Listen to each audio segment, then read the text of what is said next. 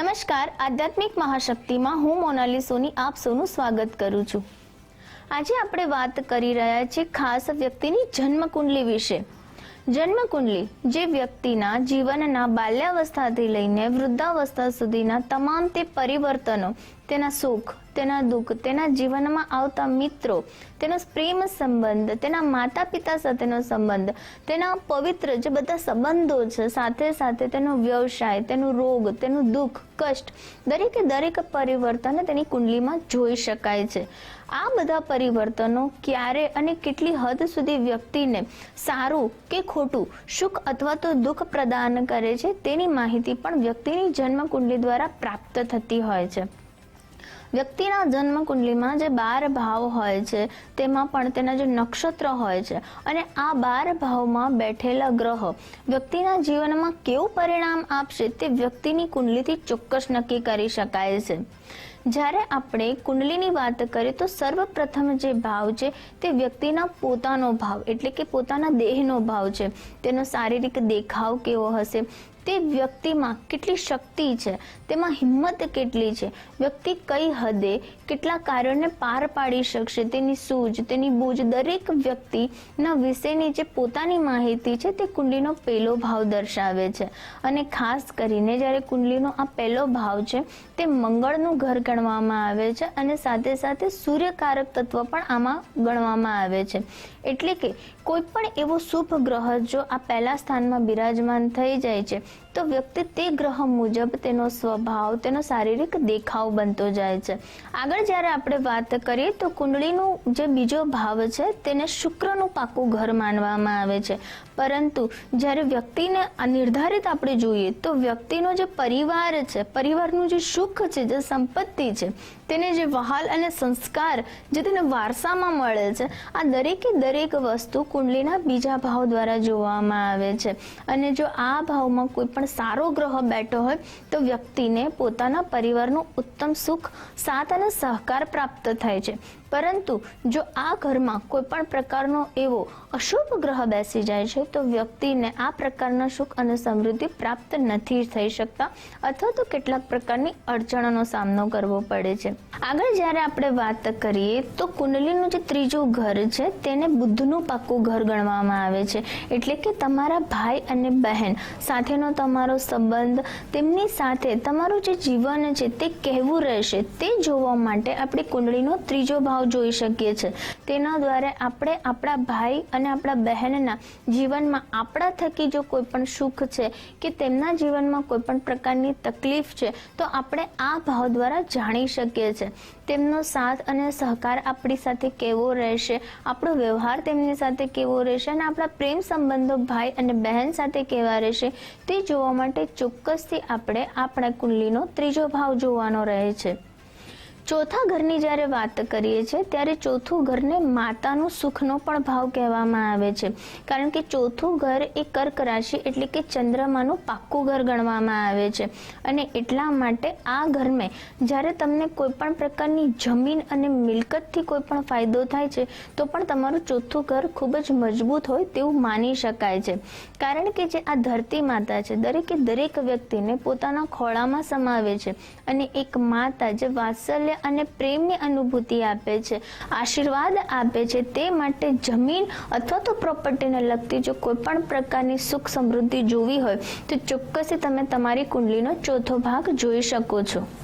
આગળ જ્યારે આપણે વાત કરીએ છીએ તો કુંડલીનો પાંચમો ભાવ એટલે કે આ ભાવને આપણે સંતાન સંબંધિત અને વિદ્યા સંબંધિત ભાવ ગણવામાં આવે છે। કોઈ પણ વ્યક્તિને જે વિદ્યા પ્રાપ્તિ થાય છે અને જે સંતાનનું સુખ મળે છે તે કુંડલીના પાંચમા ભાવથી જોવામાં આવે છે। પાંચમું ઘર એટલે કે તેને સૂર્યનું પાકું ઘર પણ ગણવામાં આવે છે। સંતાન સંબંધિત કોઈ પણ સમસ્યા જો વ્યક્તિના જીવનમાં હોય તો અવશ્ય તેણે કુંડલીનું પાંચમું ઘર ચોક્કસથી જોવું જોઈએ અને તેમાં બેઠેલા અશુભ ગ્રહના વિશેષ ઉપાયો કરીને પણ વ્યક્તિ પોતાના સંતાન સંબંધિત સમસ્યાઓ દૂર કરી શકે છે। આગળ વાત કરીએ છઠ્ઠા ઘરની। છઠ્ઠું ઘર જેને રોગ, શત્રુ અને પીડાનું ઘર ગણવામાં આવે છે। આ ઘરમાં જો કોઈ પણ પ્રકારે શુભ ગ્રહ બેસી જાય છે તો પણ તે તેનું અશુભ ફળ આપવા લાગે છે અને વ્યક્તિને તે ગ્રહ સંબંધિત કેટલીક સમસ્યાઓનો સામનો કરવો પડે છે. માટે જો આ અશુભ ઘરમાં કોઈ શુભ ગ્રહ બેસી જાય છે તો પણ તમારે ચોક્કસથી તેના કેટલાક ઉપાયો કરવાથી તમે તમારી મુશ્કેલીઓમાંથી બહાર આવી શકો છો. આગળ વાત કરીએ તો સાતમું ઘર એટલે કે શુક્રનું ઘર, એટલે કે આપણા પતિ અથવા તો પત્નીનું ઘર. આપણા દાંપત્ય જીવનનું સુખ આપણને કેવું પ્રાપ્ત થશે, આપણા દાંપત્ય જીવનમાં કોઈ પણ પ્રકારની તકલીફ કે મુસીબતોનો સામનો ન કરવો પડે તે માટે ચોક્કસથી આપણે આપણી કુંડલીનું સાતમું ઘર જોવું જોઈએ. આ ઘરમાં બેઠેલો ગ્રહ શુભ અથવા અશુભ હોય તો તે પ્રમાણે આપણા દાંપત્ય જીવનમાં શુભ અને અશુભ અસરો જોવા મળતી હોય છે. આગળ વાત કરીએ તો આઠમું ઘર કુંડલીનું, જેને મૃત્યુનું, ભયનું ઘર કહેવામાં આવે છે, ડરનું ઘર કહેવામાં આવે છે. પરંતુ સાથે સાથે કોઈ પણ રહસ્ય જો તમારા જીવનમાં છે તો એ પણ તમારા આઠમા ઘરથી જોવામાં આવે છે. આ ઘરમાં જ્યારે તમારે કોઈ પણ પ્રકારનો શુભ અથવા તો અશુભ ગ્રહ બેસી જાય છે તો તેને અનુલક્ષીને શુભ અને અશુભ ગ્રહની પીડામાંથી તમારે પસાર થવું પડે છે.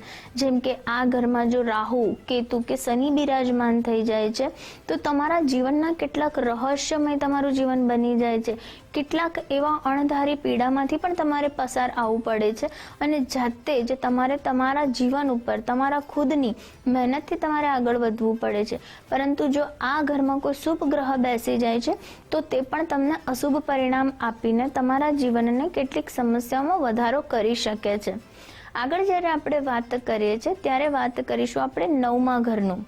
આગળ વાત કરીએ તો તે છે નવમું સ્થાન, એટલે કે નવમું ઘર. કુંડલીનું નવમું ઘર તેને ભાગ્યનું સ્થાન કહેવામાં આવે છે અને જો આ ઘરમાં જેમ કે સૂર્ય, મંગળ, ગુરુ કોઈ પણ પ્રકારનો શુભ ગ્રહ જો બિરાજમાન થાય છે તો વ્યક્તિના ભાગ્યના દ્વાર ખોલી દે છે અને વ્યક્તિના જીવનમાં દરેક પ્રકારે સુખ, સમૃદ્ધિ અને સફળતા તો પ્રાપ્ત કરાવે જ છે, સાથે સાથે તેને દરેક પ્રકારના કાર્યોમાં સિદ્ધિ પ્રાપ્ત કરાવે છે. પરંતુ જો કોઈ અશુભ ગ્રહ આ ઘરમાં બિરાજમાન થાય છે તો વ્યક્તિના જીવનમાં રૂકાવટોનો પણ તેને સામનો કરવો પડે છે. આગળ જ્યારે આપણે વાત કરીએ છીએ તો તે છે 10મું ઘર, એટલે કે તેને કર્મસ્થાન તરીકે ઓળખવામાં આવે છે અને આ સ્થાનમાં જ્યારે જે પણ ગ્રહ બેસે છે તેને અનુલક્ષીને વ્યક્તિનો વ્યવસાય કેવો રહેશે, વ્યક્તિ કેવા પ્રકારના કર્મ કરશે અને તેમાં કેટલા પ્રકારે તે સફળતા પ્રાપ્ત કરશે તે જોવામાં આવે છે. 11મું સ્થાન જેને કહેવાય છે લાભનું સ્થાન, કે તમને જો આમાં કોઈ પણ સારો ગ્રહ બેસી જાય છે તો તમને તે લાભ કરાવે છે, તેનું શુભ ફળ તમારા આજીવન તમને પ્રાપ્ત થાય છે. પરંતુ અશુભ ગ્રહ બેસી જાય છે તો તમને કેટલાક પ્રકારના નુકસાનો પણ વેઠવા પડે છે. અંતિમ ઘરની જ્યારે આપણે વાત કરીએ છીએ તો તે છે 12મું સ્થાન, એટલે કે વ્યયનું સ્થાન. અને જ્યારે વ્યયનું સ્થાનની આપણે વાત કરીએ છીએ ત્યારે આ સ્થાનમાં વ્યક્તિને કોઈ પણ પ્રકારના નુકસાન, વ્યય, હોસ્પિટલના ખર્ચા વગેરે જોવામાં આવે છે. સાથે સાથે કોઈ પણ વિદેશ યાત્રા પણ આપણે 12મા સ્થાનથી જોતા હોઈએ છીએ. આ સ્થાન ઉપર બેઠેલો શુભ અને અશુભ ગ્રહ તમને તે મુજબ તમારા આજીવન કોઈક ને કોઈક ફેરફાર તમારા જીવનમાં આપતો રહે છે. માટે આ કુંડલીના 12 ભાવ, તેમાં બેઠેલા ગ્રહ અને નક્ષત્ર પ્રમાણે જો કોઈ વ્યક્તિની કુંડલીનું વિશ્લેષણ કરવામાં આવે તો ચોક્કસથી વ્યક્તિની સ્થિતિમાં સુધારો થાય છે. વ્યક્તિને જે પણ અશુભ ગ્રહ છે તેનો આપણે દુઃખ છે, તેનું કષ્ટ છે તે દૂર કરીને, તેના ઉપાયો કરીને વ્યક્તિના જીવનમાં ખૂબ જ સારા એવા ફેરફાર લાવી શકીએ છીએ. કુંડલીમાં રહેલા સારા ગ્રહોને શુભ બનાવીને અને જે પણ અશુભ ગ્રહ છે તેની પીડા દૂર કરીને, વિશેષ ઉપાયો કરીને વ્યક્તિ પોતાના જીવનમાં સફળતા અને સિદ્ધિ પ્રાપ્ત કરી શકે છે અને તેના ભાગ્યના દ્વાર પણ ખોલી શકે છે. આ જે કુંડલી છે તે વ્યક્તિનો પૂરા જીવનનો પરિચય છે. શ્રદ્ધા અને ભક્તિ દ્વારા અને સાથે સાથે વિશેષ ઉપાયો દ્વારા પણ વ્યક્તિ પોતાના જીવનમાં ખૂબ જ સુંદર રીતે પરિવર્તન લાવી શકે છે અને તેમાં પણ શુભ અને અશુભ ગ્રહનો પ્રભાવ તમે પણ જાણીને તમારી કુંડલી પર વિશેષ તમે ઉપાયો કરીને તમારા જીવનને પણ ખૂબ જ સુંદર બનાવો. તે સાથે હું રજા લઉં છું. નમસ્કાર.